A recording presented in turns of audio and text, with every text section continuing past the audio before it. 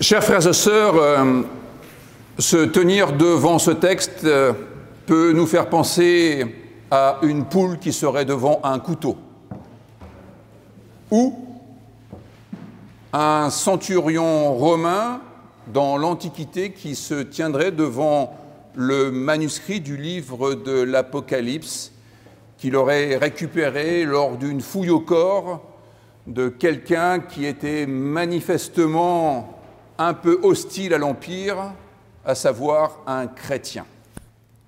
Le livre de l'Apocalypse est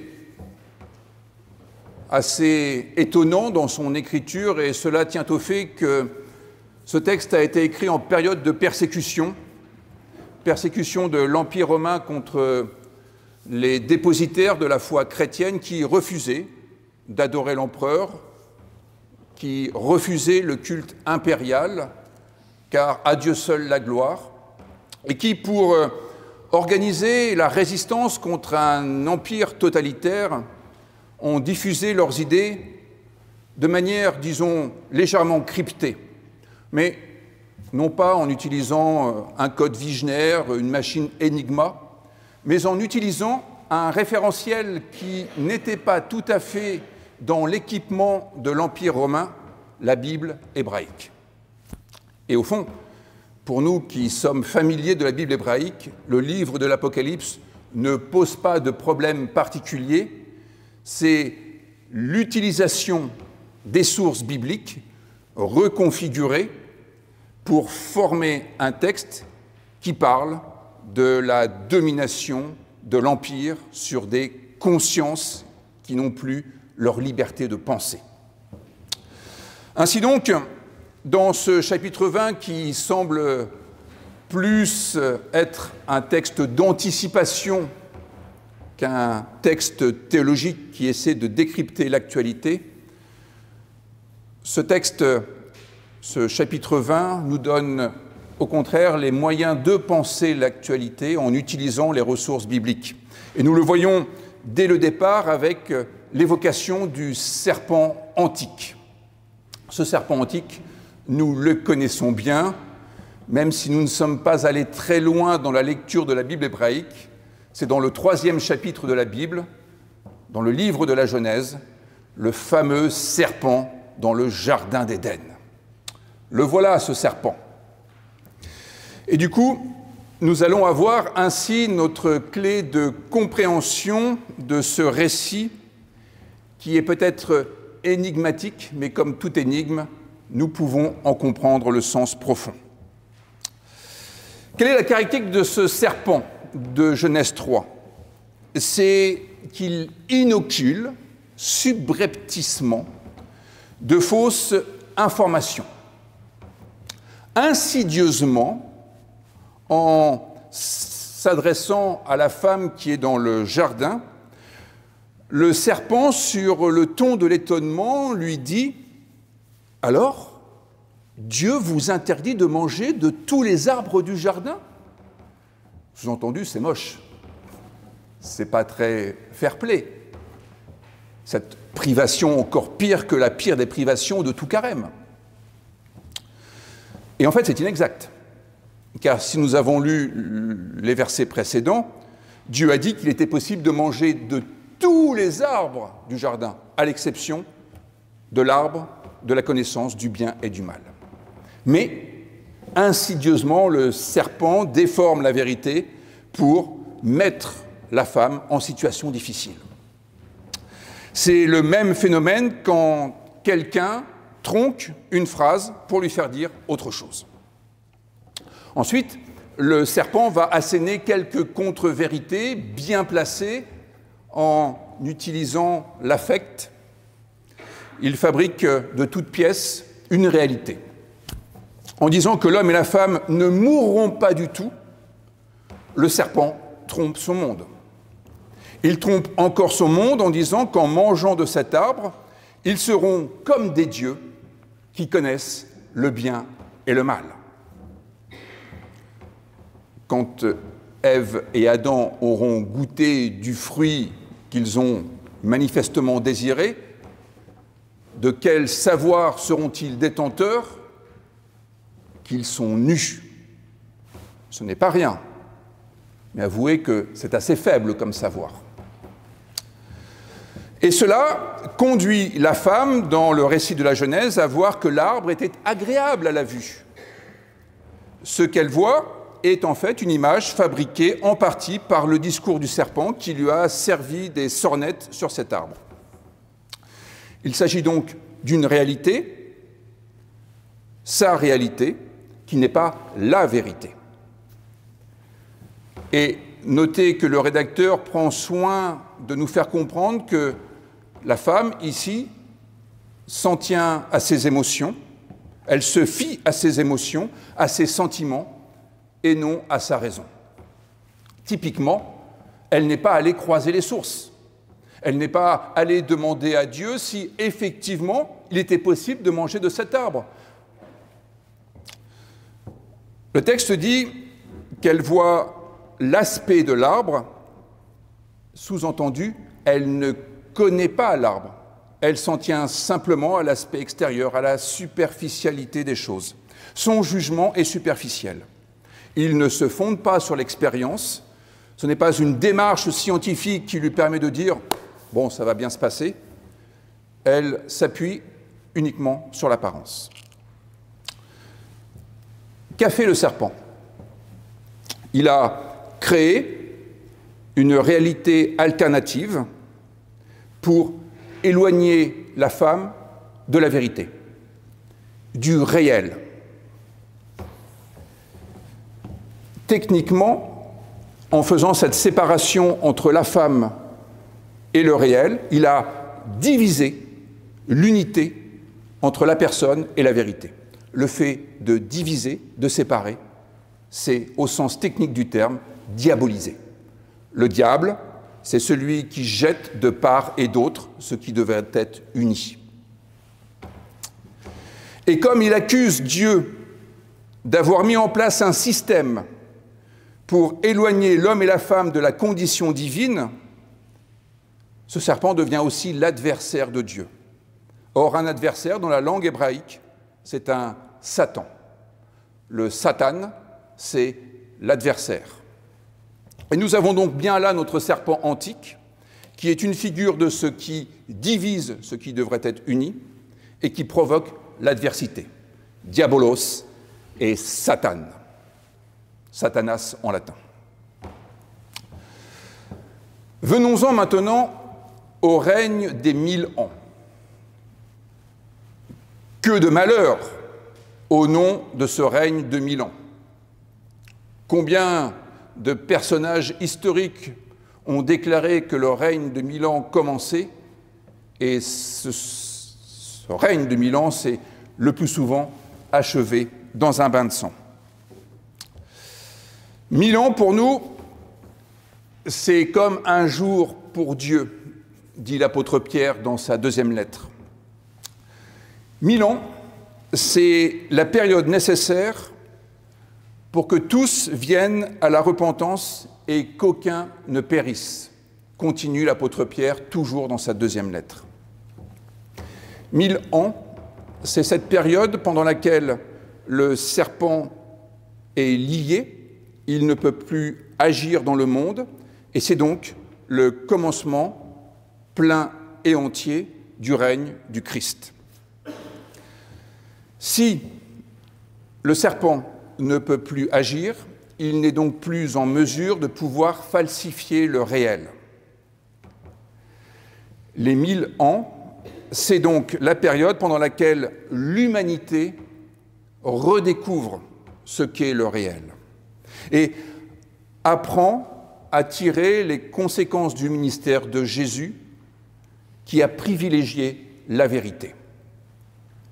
Le texte dit que ceux qui ne s'étaient pas soumis au pouvoir de séduction du serpent règnent dès le départ avec le Christ, c'est au verset 4.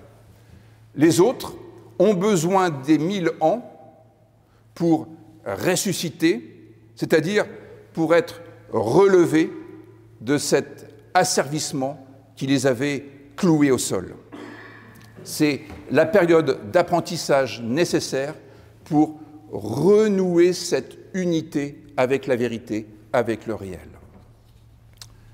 Cette période de 1000 ans qui commence donc avec le ministère de Jésus, qui n'est pas une période à prendre au sens chronologique du terme, c'est la période qui est nécessaire pour que tout le monde accède à la vérité, montre que Jésus a soldé l'épisode du Jardin d'Éden. Il a remis la vérité au centre des relations interpersonnelles, précisant que c'est la vérité qui nous rendra libres, comme le dit l'évangéliste Jean au chapitre 8. La vérité qui nous rend libres, bien évidemment, parce que si nous n'avons à notre disposition que de fausses informations, il est impossible que nous puissions nous orienter correctement dans la vie. Tout à l'heure, lorsque les scouts auront leurs activités, si on leur donne un azimut erroné, impossible qu'ils trouvent leur objectif. Si la carte est fausse, impossible qu'ils se retrouvent. Si on leur donne de fausses consignes pour gagner un jeu, eh bien, ils ne gagneront pas le jeu, et ainsi de suite. Celui qui n'a que de fausses informations à sa disposition est condamné à faire des erreurs en permanence. Il n'est pas libre de pouvoir mener les projets qui lui tiennent à cœur, car il n'a pas les bonnes données, il ne sera donc pas en mesure de résoudre les problèmes qui se présenteront au fur et à mesure. Pensons à quelques discours religieux qui, en fait, délivrent de fausses informations sur Dieu. Quand c'est le cas, notre vie est condamnée aux échecs. Je prendrai juste le cas de quelques pasteurs, que je ne nommerai pas, mais des pasteurs qui ont voulu faire les malins et qui ont bu des poisons au prétexte que l'évangile de Marc s'achève sur cette déclaration qu'il sera possible de boire des breuvages mortels sans aucune conséquence. C'est dans l'évangile de Marc, au chapitre 16, le verset 18. Certains l'ont fait, l'ont pris au pied de la lettre, et ils en sont morts. Lorsque nous sommes plongés dans l'obscurantisme, nous ne pouvons pas prendre de bonnes décisions, puisque nous sommes alors privés d'une vision claire des choses et de la vie. On ne peut pas s'orienter correctement dans la vie si les points de repère que nous avons sont faussés. Ce que fait Jésus, c'est de mettre un terme à toutes les situations qui relèvent de l'épisode du Jardin d'Éden. Son ministère a été l'occasion de révéler les mécanismes de falsification du réel qui empêchent les gens de vivre librement. L'évangile de Matthieu contient une longue série de phrases où Jésus dit « Vous avez entendu que, mais moi je vous dis que ». Et Jésus rétablit une vérité qui avait été tordue au fil des années et des siècles. Jésus a passé son temps à rétablir la vérité contre ceux qui construisaient des réalités alternatives, réalités qui les arrangeaient, qui leur permettaient d'asseoir leur pouvoir et leur domination sur les consciences, par exemple, ou d'asseoir leur situation politique, d'asseoir leur situation religieuse qui, bien souvent, était aussi de nature politique. À l'époque de Jésus, déjà, existait la technique consistant à répéter un mensonge et à le répéter encore pour que cela devienne une réalité qui fasse référence, à défaut d'être une vérité. Et c'est ainsi que Jésus a opéré une première résurrection, celle dont il est question ici. Il a pris soin de relever tous ceux qui avaient été écrasés par ces forces d'asservissement qui ne sont pas autre chose que des faussaires de la vérité. Il a pris soin de toutes ces victimes des faussaires de la vérité qui ont créé des réalités dans lesquelles les femmes étaient impures pendant leurs règles, un malvoyant était un homme nécessairement impur, mais qui était certainement aussi le fruit de parents qui étaient eux-mêmes impurs.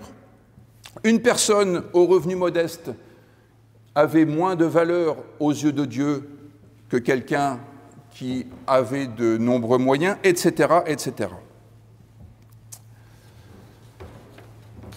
Ce goût pour la vérité, plus que pour la réalité, qu'a développé le christianisme n'est pas réservé aux autres. Et le christianisme a d'abord considéré que ce travail devait nous concerner, ce travail de rééducation en quelque sorte. C'est d'abord une affaire personnelle. Et la grande question spirituelle pour les chrétiens, c'est de vivre personnellement face au réel et non pas face à des réalités alternatives. C'est la raison pour laquelle le déni du réel est une maladie spirituelle. C'est la raison pour laquelle se réfugier dans des réalités alternatives, des paradis artificiels, des cocons religieux déconnectés du réel, relève des maladies spirituelles. Le déni, c'est encore l'histoire du Jardin d'Éden. Et c'est aussi cela que Jésus a soldé. Fini le temps où on se déchargeait sur autrui. C'est désormais le temps de la responsabilité personnelle. 1000 ans, ce n'est pas simplement le temps nécessaire pour apprendre à se tenir face au réel, c'est aussi le temps nécessaire pour apprendre le sens des responsabilités. Nous apprenons à ne plus nous défausser sur autrui, qui est un mal naturel chez les êtres vivants. Nous apprenons à ne plus dire « c'est la femme que tu as mise à côté de moi qui m'a donné de l'arbre et j'en ai mangé ». Nous apprenons à ne plus dire « le serpent m'a induite en erreur et j'en ai mangé ».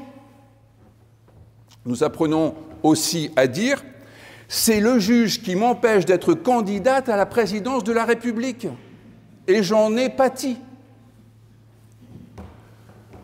Le sens des responsabilités, c'est d'ailleurs la caractéristique des personnages bibliques qui sont reconnus capables d'exercer des fonctions publiques et des responsabilités politiques, par exemple. Contrairement à Pilate, qui se lave les mains de la condamnation de Jésus alors qu'il est complice, le roi David va reconnaître sa responsabilité dans l'assassinat dont Uri, le mari de Bethsabée, a été victime. Et c'est bien le sens de ce psaume 51 que nous avons utilisé pour notre prière de repentance tout à l'heure. Le psaume 51 est la prière par laquelle le roi David reconnaît qu'il est fautif, il reconnaît sa part dans le crime qui a eu lieu, tout en mettant à jour le mécanisme dont lui-même a été victime et qu'il a réitéré en essayant de le couvrir. David assume ses actes. Et c'est cela que les rédacteurs bibliques relèvent. De ce point de vue, il est donc responsable. Il répond de ses actes, même si ses actes sont odieux. Quand son bras droit, Abishai, proposera à David ses services pour couper la tête de Shimei, nous sommes dans le 2e livre de Samuel. Shimei qui vient de dire à David ces 4 vérités, justement, le fait qu'il y a du sang sur sa tête.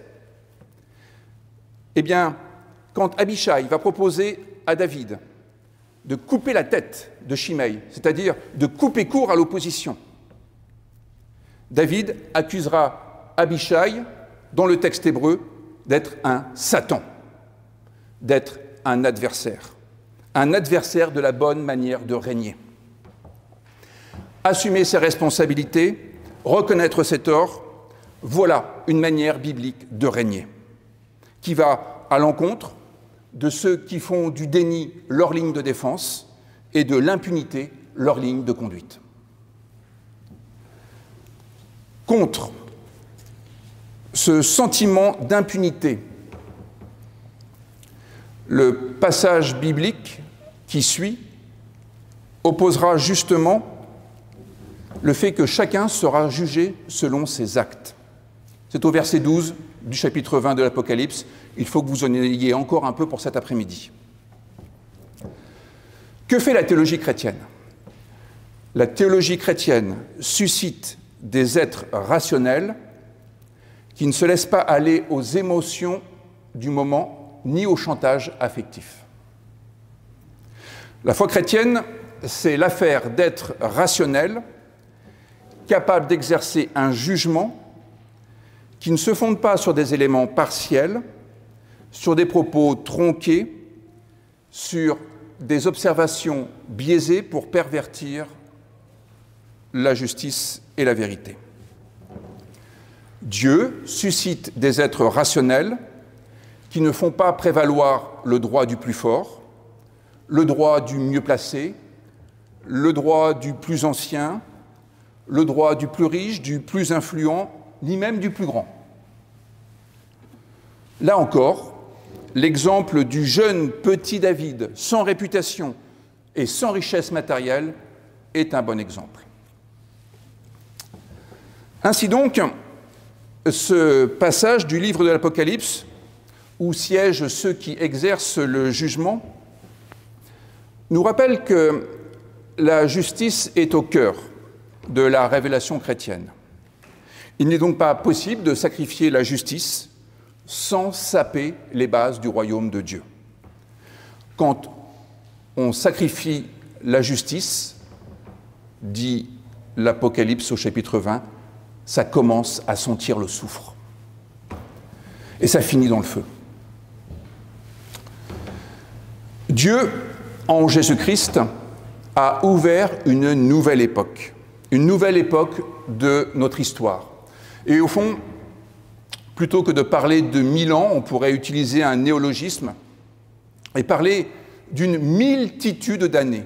Le temps nécessaire pour que nous fassions l'apprentissage du réel, de la vérité et de la responsabilité. Ne plus céder aux sirènes du serpent antique, qu'il n'y ait plus de division entre la vérité et nous, et que nous ne cédions pas non plus à la tentation de devenir l'adversaire de la vérité par le déni du réel. Contre notre crédulité à l'égard des discours séduisants qui tordent la vérité, Dieu suscite la foi. La foi, c'est notre confiance dans les paroles de vie qui ont été proclamées par les rédacteurs bibliques et incarnées par Jésus. Contre notre orgueil, qui nous pousse à vouloir être comme des dieux, invulnérables, irréprochables, main propre et tête haute, pas comme les autres en quelque sorte. Dieu suscite en nous l'humilité. L'humilité de celui qui se sait pécheur et qui, par la grâce de Dieu et par cette grâce seule, est pardonné. Amen.